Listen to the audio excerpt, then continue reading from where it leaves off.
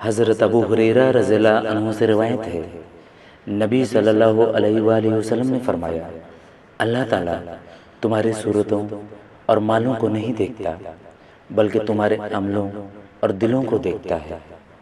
نبی کریم صلی اللہ علیہ وآلہ وسلم نے فرمایا،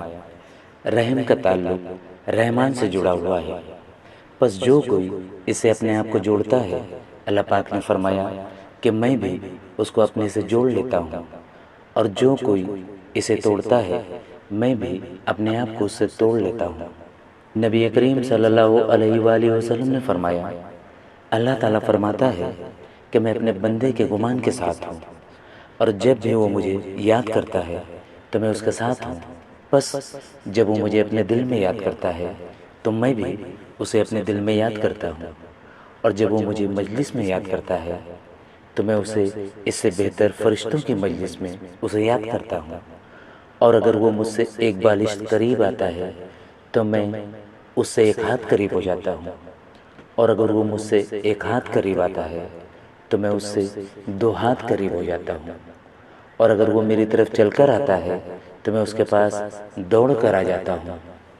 نبی کریم صلی اللہ علیہ وآلہ وسلم نے فرمایا، غیب کی 5 کنجیاں ہیں جنہیں اللہ کے سوا اور کوئی نہیں جانتا۔ اللہ کے سوا اور کوئی نہیں جانتا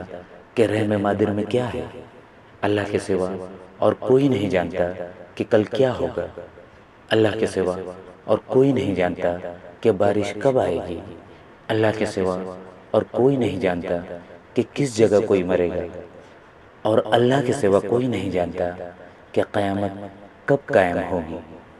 پیارے دوستو، مزید اچھی احادیث ویڈیوز کے لیے ہمارے چینل کو ضرور لائک اور سبسکرائب کر لیں۔